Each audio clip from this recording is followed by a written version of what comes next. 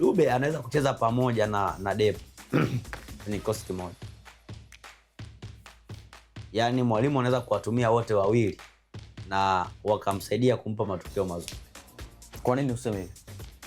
Kwa sababu wana sifa zinatofautiana.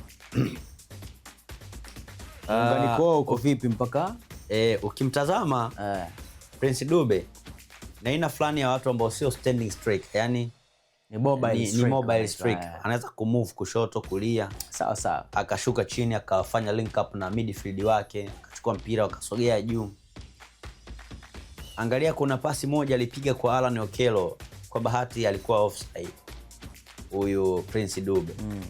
Pale aliact kama namba 10 wa timu. Lakini ambacho nimekiona kwa Aurelien Depp anaweza kuwa standing striker, lakini pia the same times anaweza kuwa mobile striker. Sasa ukiwa na watu wa aina hii wawili, maana yake mmoja anaweza kumwambia sikiza, weka kwenye box, huyu mwache a roll aende kushoto kulia popote.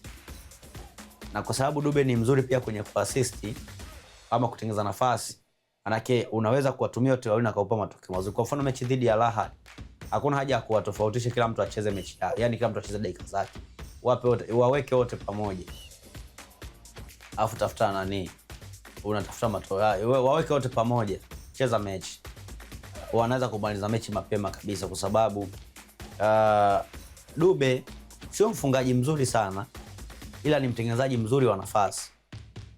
Depp anaonekana ni mfungaji mzuri, lakini pia ni mzuri pia kwenye kutengeneza nafasi.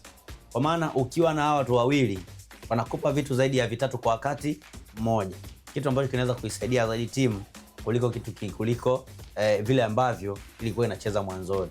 Kwa hiyo kwa kile ambacho Depp amekionyesha jana, ameonyesha kwamba anaweza kuifanya Yanga kuwa timu tishio kwenye siku zinazokuja. Hii ni Kurasa Mwanzo Mwisho.